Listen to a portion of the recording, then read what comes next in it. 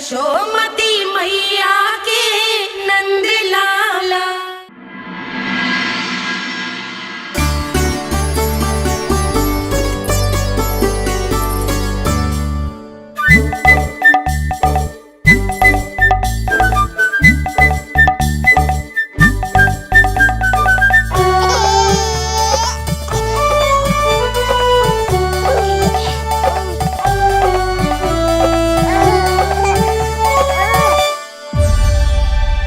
मैया, ये क्या किया?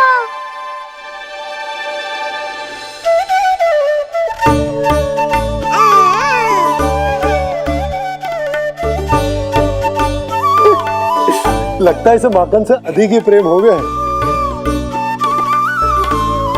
सावधान यशोदा, कहीं बड़ा होकर माखन चोर ना बन जाइए।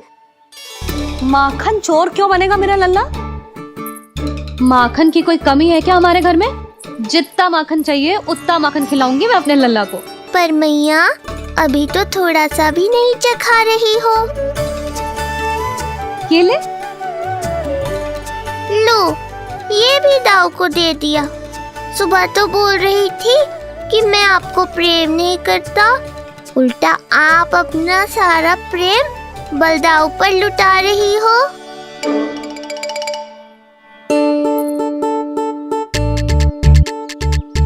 सुनो जी, कान्हा के चारों ओर सिरहाने लगा दो ना, नहीं तो जी फिर से इधर उधर चला ना जाए।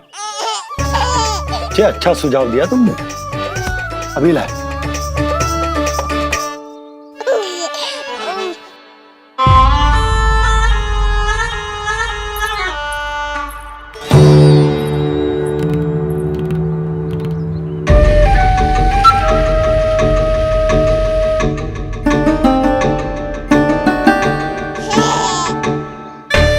इस बालक का वध करके जब मैं मथुरा वापस लौटूंगा तो प्रभु कंस मुझे अपना विशेष विश्वास पात्र तो बनाएंगे ही, पर क्या पता प्रधानमंत्री भी बना दे। देवकी और वसुदेव अभी कहाँ हैं? अपनी संतानों के श्राद्ध के लिए ऋषि गर्ग के आश्रम जा रहे हैं। अब आप क्या करने वाले हैं महाराज? एक बार तो मैंने उन्हें प्राण दान दे दिया। बधाई हो कुंवर जी। अपनी पत्नी के प्राण बचाने में आप सफल हुए।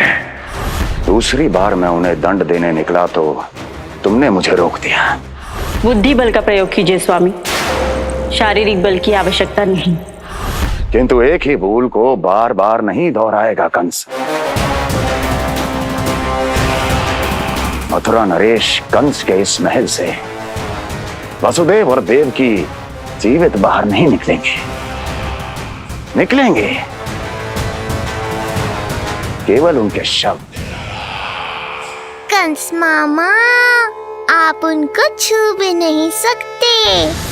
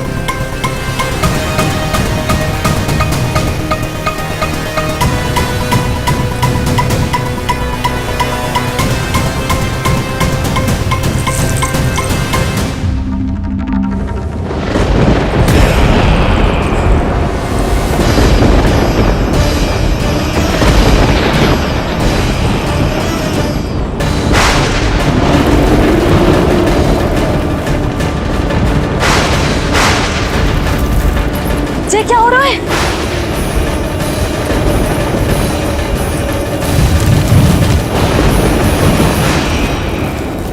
ये क्या हो रहा है?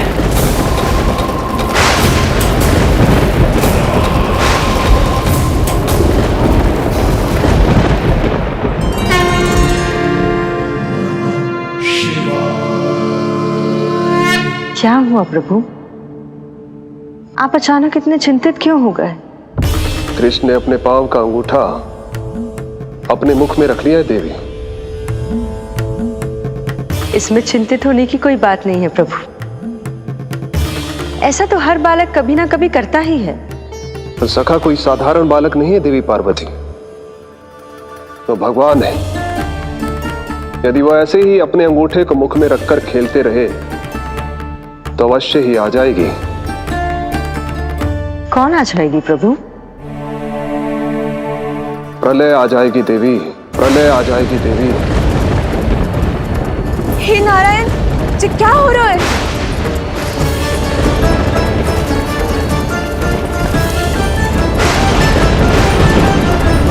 ये ऐसे लग रहा है जैसे दिन में ही रात्रि के समान अंधेरा छा गया हो। लगता है बहुत बड़ी आंधी आने वाली है।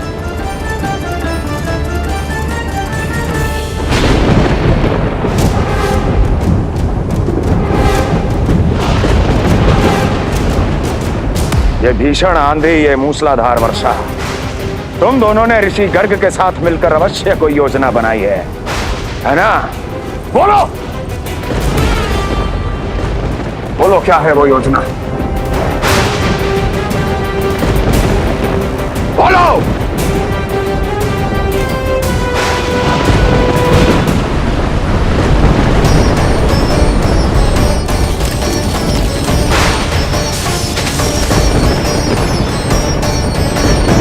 लगता है प्रकृति क्रोध में। मैं जाकर गौशाला संभालता हूँ, कहीं कोई हानि ना हो जाए। तुम बालकों को भीतर ले जाओ।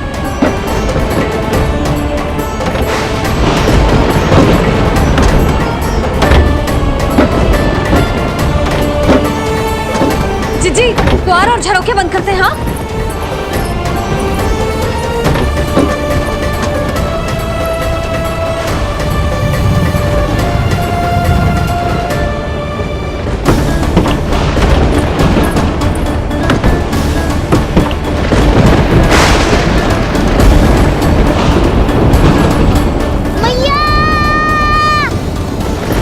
लला, चल अंदर चल के खेल।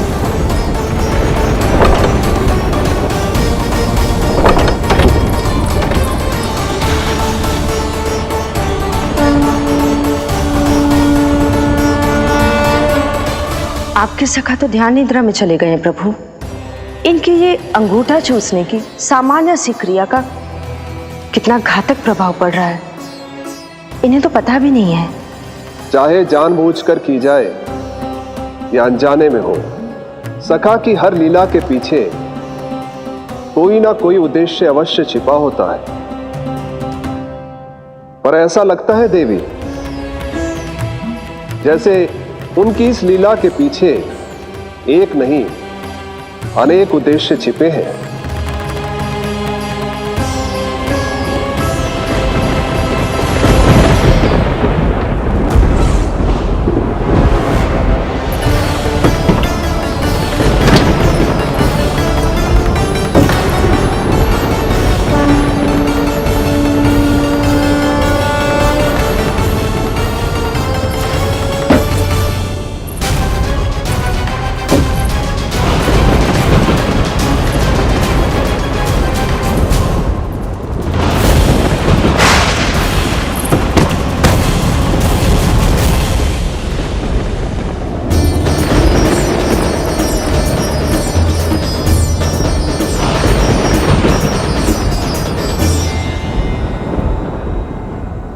देख रही हो चिज्जी, प्रसाद ना मिली खाने को तुझे पांव का अंगूठा ही चूसने लग गयो। कान्हा, ये क्या कर रहा है? अंगूठा मुंह से निकाल दे लल्ला। अच्छी बात ना है कान्हा। देख कान्हा, तू नींद में है, इसका अर्थ ये ना है कि मैया तुझे अंगूठा चूसने देगी। निकाल अंगूठा मुंह से। आज तो बड़ी शीघ्र इतनी गहरी निद्रा में सो गए हो तुम।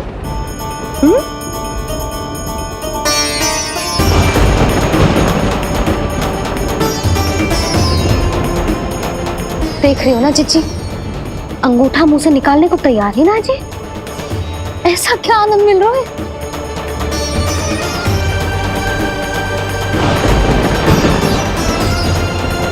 अधिक बल भी ना लगा सकती, अत्यधिक नींद में है, कहीं इसकी आंख ना खुल जाए। रानी भाभी, लगता है तीव्र वर्षा होने वाली है। मैं और भोला भैया के साथ अगले निकल रहे हैं। हो सकता है उन्हें हमारी आवश्यकता हो। हाँ हाँ चलो बोला। चिच्ची, तीव्र वर्षा आरंभ होने से पहले आप और बड़गांव निकल जाओ। ठीक है, किंतु तुम भी सतर्क रहना। हाँ, आप भी ध्यान से जाओ।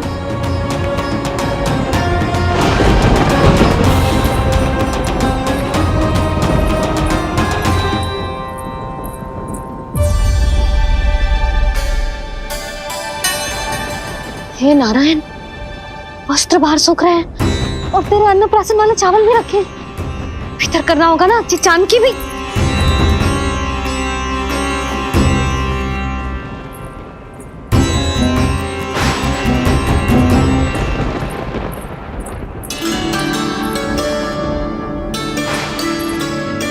लल्ला, वैसे जी बहुत बुरी बात है। अंगूठा मुंह से बाहर निकाल।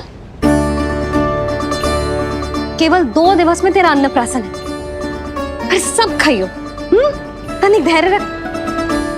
गुड़ तो प्रभु, स्वयं कृष्ण की मैया इनका अंगूठा नहीं निकाल पाई, तो अब और कौन निकालेगा? कैसे रुकेगी ये प्रलय? इसका एक ही अर्थ है देवी, अभी लीला समाप्त होने का समय नहीं हुआ। अभी तो कहना तो ये चाहिए कि लीला अभी पूरी तरह से आरंभ ही नहीं हुई है।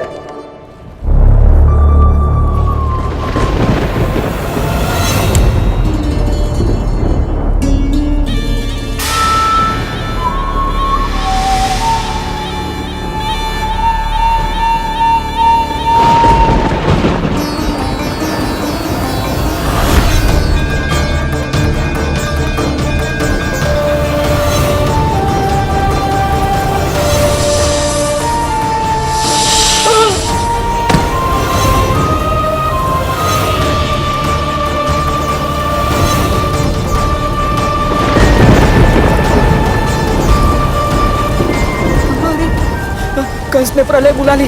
कंस ने प्रलय बुला ली।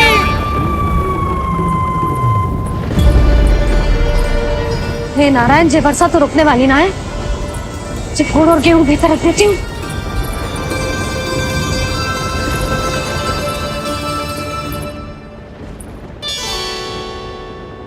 जे देख रहे हो गुड़, जे तेरे अन्नप्राशन के पकवानों के लिए ही है। कैसे कैसे करके बचा के लाई हूँ, कुछ पता भी है तुझे? और तू है कि जे अंगूठा ही चूसे जा रहा है। हाँ नहीं तो।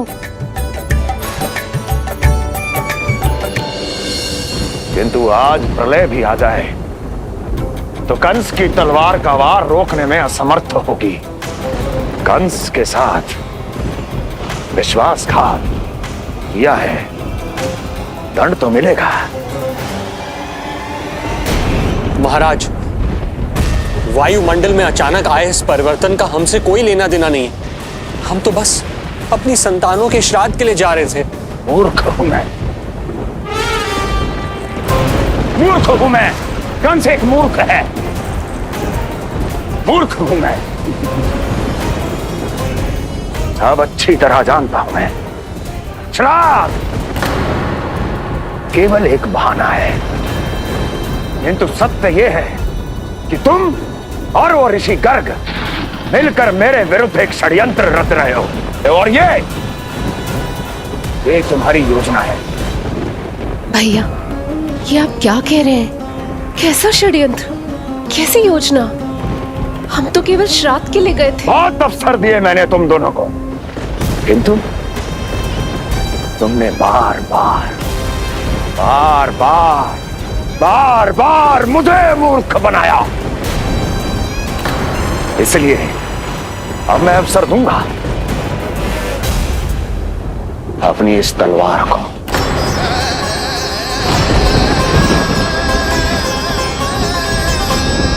येन केन प्रकारेण साम दाम दंड भेद, कोई ना कोई युक्ति लगाकर मैं तुम्हारे उस बालक का वध कर ही दूंगा। पर उस क्षण का साक्षी बनने के लिए अब तुम दोनों को जीवित नहीं छोड़ूंगा मैं।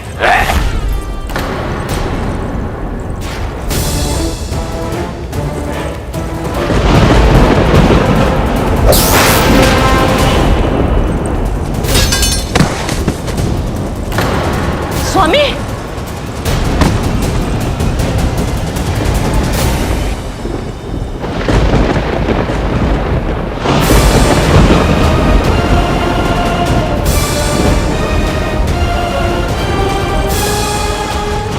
तेरा काल तेरी प्रिय बहन के गर्भ से उसकी 8वीं संतान बनकर जन्म लेगा और तेरा विनाश करेगा, विनाश करेगा, विनाश करेगा।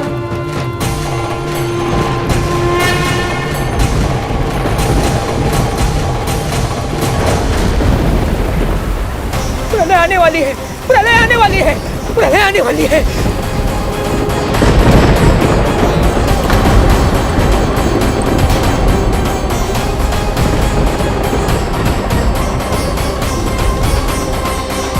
यदि कंस को रोकना, अपने माता पिता की रक्षा करना और चपलासुर के ब्रह्म को मिटाना ही इस लीला के उद्देश्य थे, तो ये सभी उद्देश्य पूरे हो चुके हैं प्रभु। अब तो ये प्रलय रुकनी ही चाहिए। ये केवल सखा की लीला ही नहीं है देवी पार्वती, उनकी माया का उदाहरण भी है। मार्कंडेय ऋषि को दिए गए वरदान को पूरा करने के लिए ही ये सब हो रहा है। कौन सा वरदान प्रभु? प्रभु की माया को साक्षात अपनी आंखों से देख पाने का वरदान।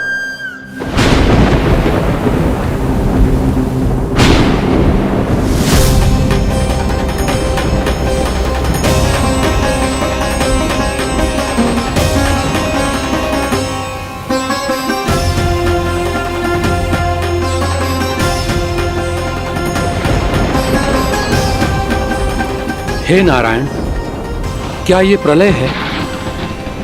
क्या संसार समाप्त हो रहा है? तो फिर मुझे मिले इस जीवन का क्या अर्थ है?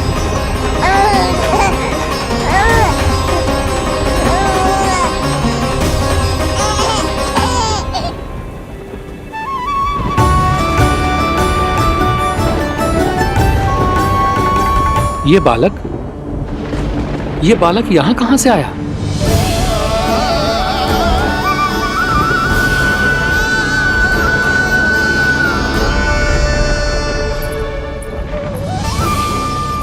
सोते हुए कितना निर्दोष लगता है जी। चारों ओर जल ही जल है, सब कुछ प्रलय में नष्ट हो रहा है, किंतु ये कितना निश्चिंत है ये। परंतु ये अद्भुत बालक है कौन?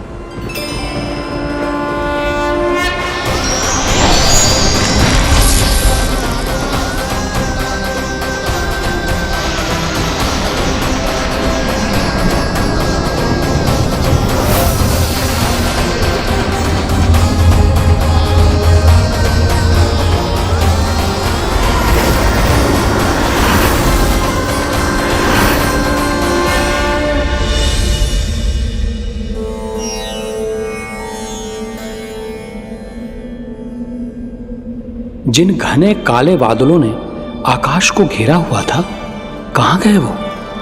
यहां तो प्रलय का कोई चिन्ह ही नहीं है।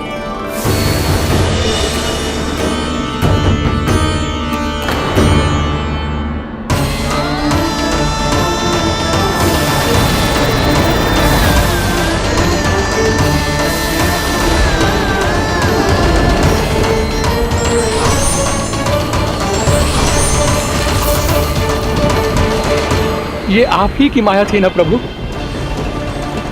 मुझे इसका साक्षी बनाने के लिए आपका बहुत बहुत धन्यवाद। परंतु इसका अर्थ क्या है प्रभु?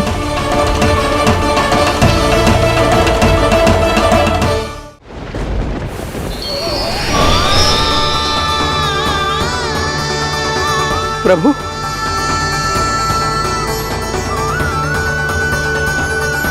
इसका अर्थ ये है कि ये मानव संसार वट वृक्ष पर स्थित है और मानवों का जीवन काल वट वृक्ष के पत्ते पर विश्राम करती एक जल की बूंद के समान होता है। वो बूंद जो किसी भी क्षण नीचे गिर सकती है।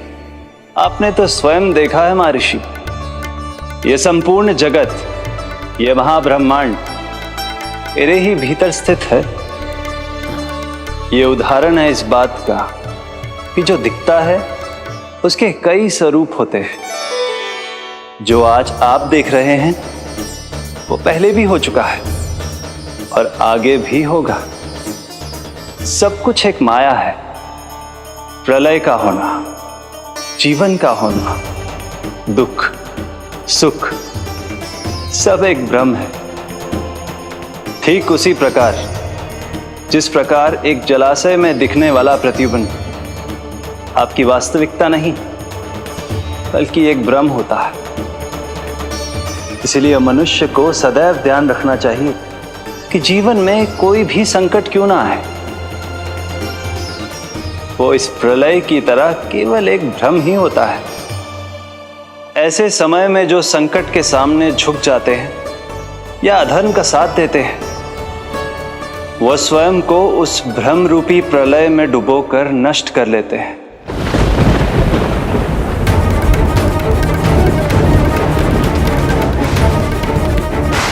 पर जो मेरी शरण में आकर संकटों का सामना करते हैं, वो स्वयं को कठिन से कठिन प्रलय से भी उभार लेते हैं। किंतु प्रभु, सभी व्यक्तियों में संकटों का सामना करने का साहस नहीं होता। कृपा करके आप कुछ ऐसा कीजिए जिससे आपके भक्तों को इतना बल मिले कि वो कठिन से कठिन परिस्थितियों का सामना भी सहर्ष कर सकें। मैं वरदान देता हूं महर्षि, पीपल के पत्ते पर बाल कृष्ण की इस छवि का स्मरण मेरे जो भी भक्त करेंगे उनके साथ मेरा आशीर्वाद सदैव बना रहे। वो चाहे कितनी भी कठिन परिस्थिति में क्यों ना फंसे, बाल कृष्ण की ये छवि उन्हें उससे उभर पाने में सामर्थ्य प्रदान करेंगे।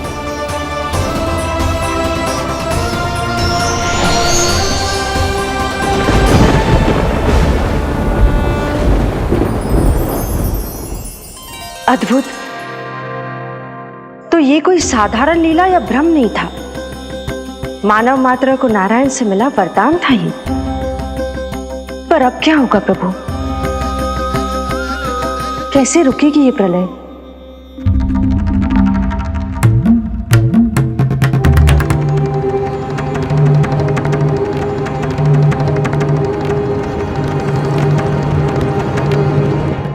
क्या सोच रहे हैं प्रभु?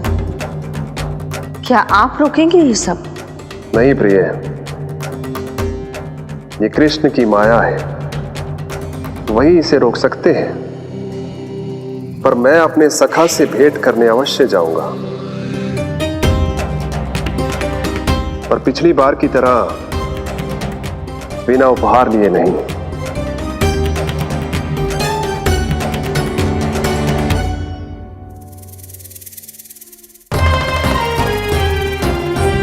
उपहार?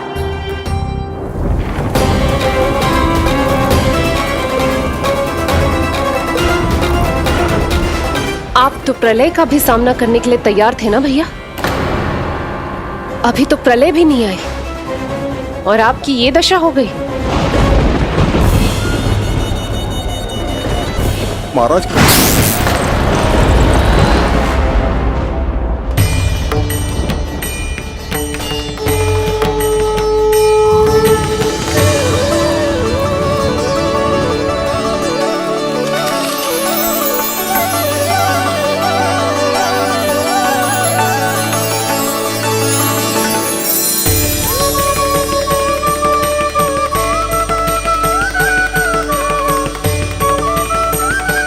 महादेव, आप उपहार में ये निष्प्राण वस्तु देंगे अपने सखा को?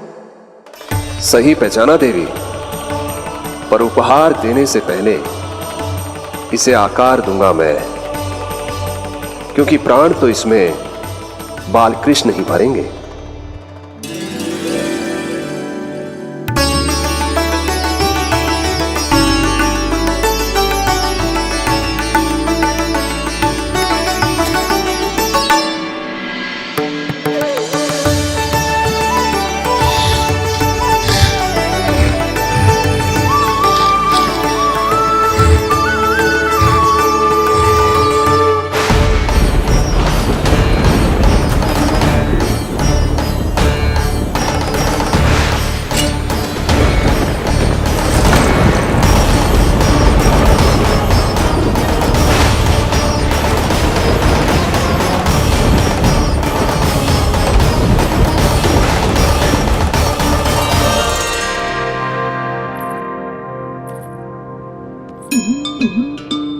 मुरली, बस उन्हें मेरा उपहार अच्छा लगे। यदि यशोदा मैया ने आपको अपने सखा से मिलने से फिर से रोक दिया तो? इस बार चुपचाप छिपकर उनकी दृष्टि से बचकर जाऊंगा देवी पार्वती, उन्हें पता ही नहीं चलने दूंगा। संभालिएगा प्रभु, यदि यशोदा मैया ने आपको पकड़ लिया तो लेने के देने पड़ जाएंगे महादेव।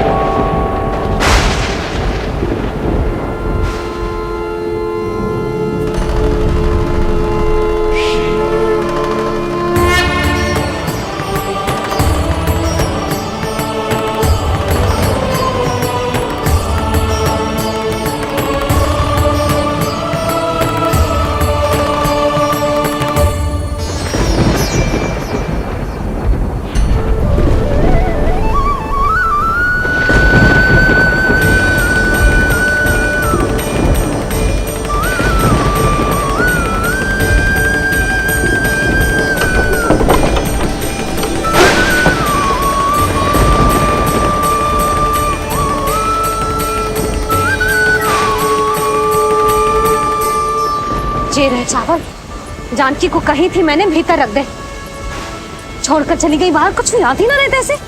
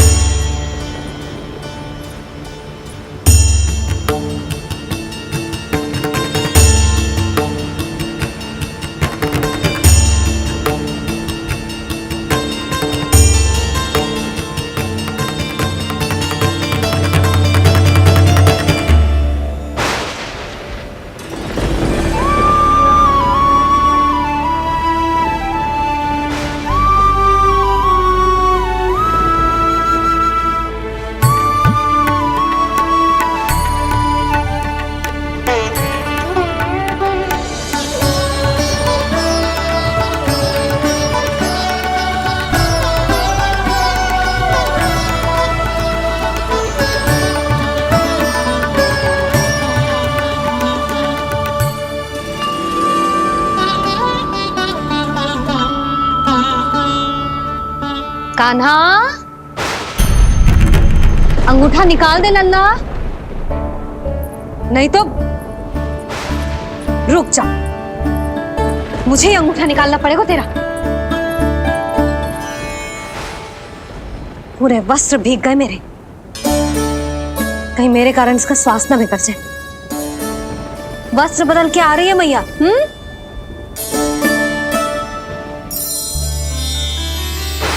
आ रही हूं।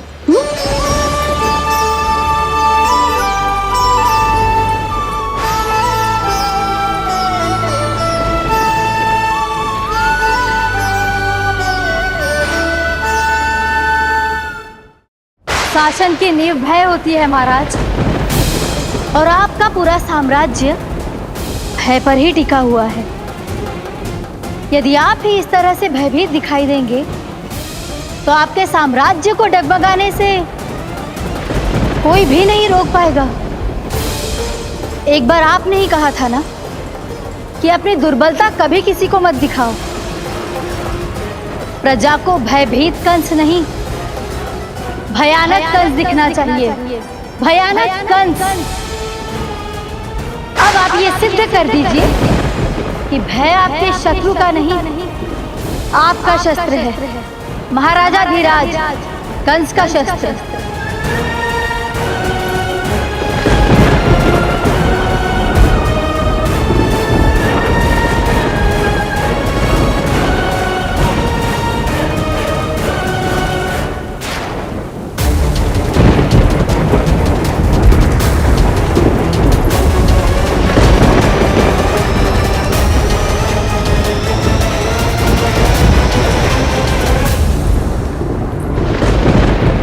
उससे क्या भयभीत होना जो स्वयं भयभीत हो।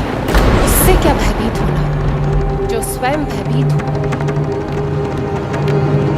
सखा, इस माया को विराम देने का समय आ गया है।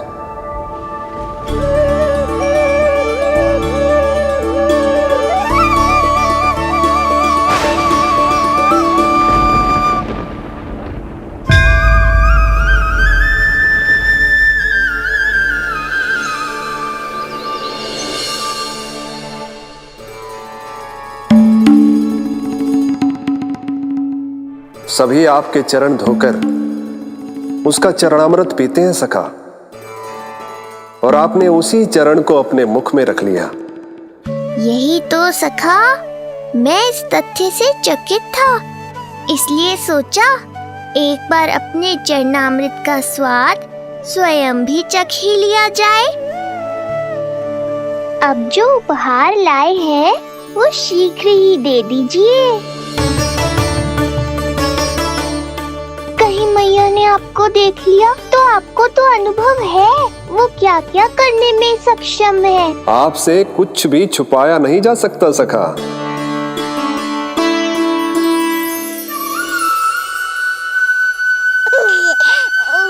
इन अधरों पे पांव के अंगूठे से अधिक ये मुरली शोभा देगी सखा।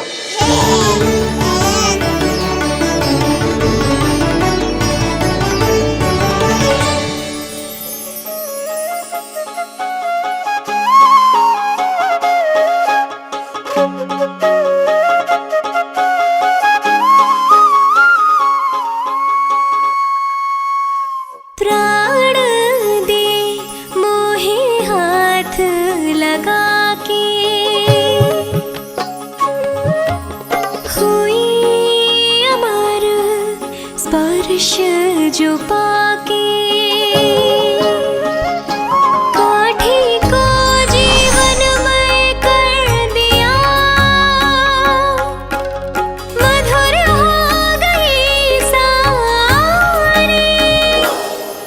मन प्रसन्न मेरा तन प्रसन्न, प्रभु आज से मुरली हुई है तुम्हारी।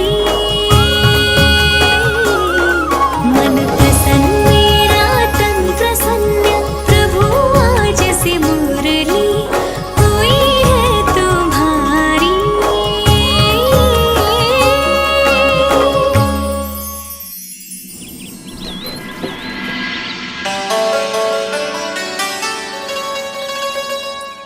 तुम्हारी भक्ति ने मेरा मन जीत लिया है मुरली। शीघ्र ही सारा संसार तुम्हें मेरे नाम से और मुझे तुम्हारे साथ से पहचानेगा।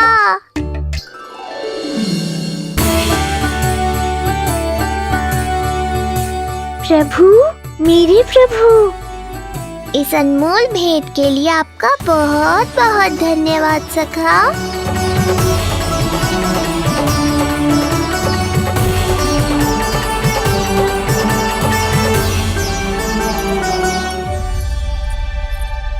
सखा, मैया,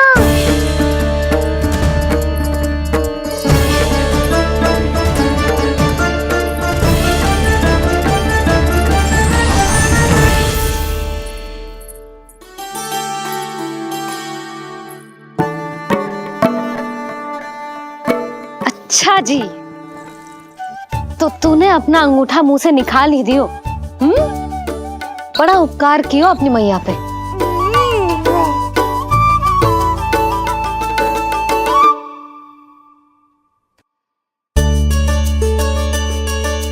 प्रभु, मैया ऐसा मत करो, मेरी मुरली वापस दे दो मुझे। ये कहाँ से आई? मेरे सखा ने उपहार में दी है। मैंने तो सोचा भी नहीं था मैया कि मेरे अंगूठा मुंह में लेने से इतना सब कुछ हो जाएगा। तेरे मुख पे छाई ये दृष्टता की छाया साक्षी है। ये जो भी हुआ, ये तुम दोनों, उस ऋषि गर्ग और तुम्हारे उस पुत्र का किया धरा है, जिसे तुमने मुझसे छुपा रखा है। जो स्वयं दूसरों का बुरा करते हैं, उन्हें सदैव यही लगता है कि उनके पीठ के पीछे उनके विरुद्ध कोई न कोई षड्यंत्र हो रहा है। मुझे तनिक भर भयभीत देखकर इतना साहस आ गया तुझमें कि मुझे प्रति उत्तर देगी। लगता है तुम दोनों महाराज की तलवार के वार को भूल चुके हो। स्मरण करो, इतने वर्षों में इसने एक बार भी तुम्हें छुआ तक नहीं, लेकिन अनेकों बार तुम्हारे हृदय को रक्त रंजित कर चुकी है ये। मेरी इस तलवार ने तुम दोनों की 6 संतानों का रक्त चखा है, और अब एक और संतान के रक्त में स्नान करने वाली है ये। वो संतान जो गोकुल में पल रही है। बस कंस भैया बस, बस कंस भैया बस, बस कंस भैया बस।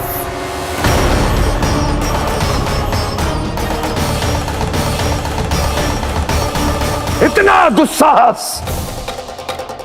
तू मुझसे ऊंचे स्वर में बात करेगी अपने बड़े भाई के सामने? बड़े भाई जैसे कौन से कर्म किए हैं आपने? और अब जो कुकर्म करने की आप सोच रहे हैं, उसमें भी असफल होंगे आप। देवकी, नहीं स्वामी, आज मत रोकिए मुझे। बहुत सह चुके हैं हम, आप मौन रह लिए, परंतु आज इन्हें सत्य का पता चलना ही चाहिए। भैया, आपको क्या लगता है आप बहुत शक्तिशाली हैं, तो अपना भाग्य बदल सकते हैं? आप भगवान विष्णु का सामना कर सकते हैं। ये भ्रम राक्षस राज रावण को भी था, और यही भ्रम स्वयं को भगवान समझने वाले हिरण्यकश्यप को भी था। पर ना रावण के 10 शीश बचे और ना ही हिरण्यकश्यप का अस्तित्व। पेट चीर के उनके प्राण निकाल लिए थे भगवान ने। तो सोचिए भैया, आपकी क्या दशा करेंगे वो? मैं आज तक ये बात समझ नहीं पाई कि ये आपका अभिमान है या अज्ञान, जो आप भगवान विष्णु का सामना करने चले। देवकी! इस क्रोध का आप कोई लाभ नहीं है भैया। अब तक मैं व्यर्थ ही आपसे भयभीत होती रही, परंतु अब और नहीं। जब हमारी रक्षा स्वयं भगवान विष्णु कर रहे हैं, तो फिर आपसे कैसा भय?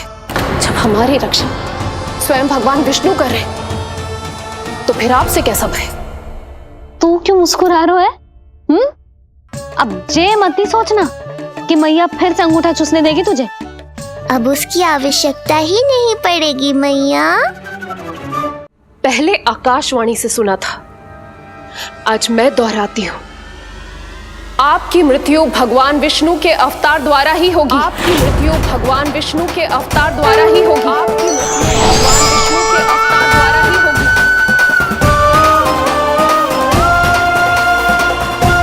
भले ही वो कहीं भी क्यों ना हो।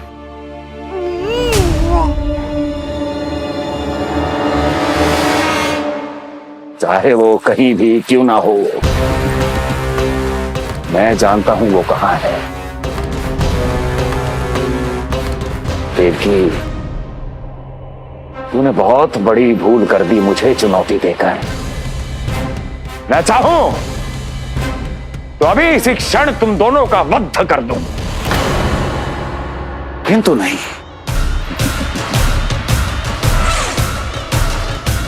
तुम्हें श्राद्ध करना बहुत प्रिय है ना? तो ठीक है, तो अब मैं तुम दोनों का वध तभी करूंगा जब तुम दोनों अपनी 8 संतानों का श्राद्ध एक साथ कर चुके होगे।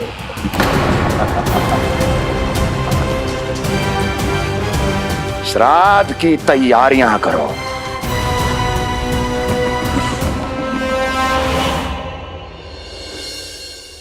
मैया अन्नपूर्णा की कृपा से आज अन्नप्राशन के सभी कर्मकांड अच्छे से हो जाए, भोजन स्वादिष्ट बने और मेरे कान्हा को प्रिय लगे। बस इतना आशीर्वाद दे दो तुलसी मैया। मैया, कहीं उसे ऐसा ना लगे कि उसकी मैया को अच्छा भोजन बनाना आता ही ना है।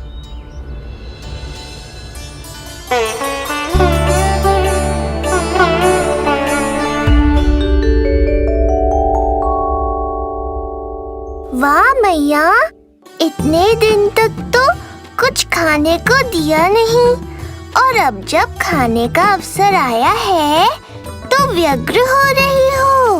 मेरे बारे में भी तो कुछ सोचिए प्रभु। 2 दिन से यहीं अटकी हूँ।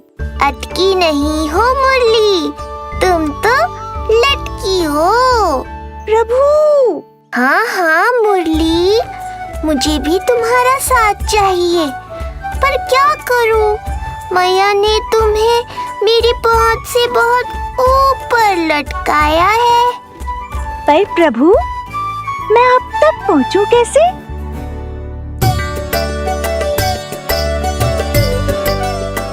प्रभु, सोचिए मत, कुछ करिए।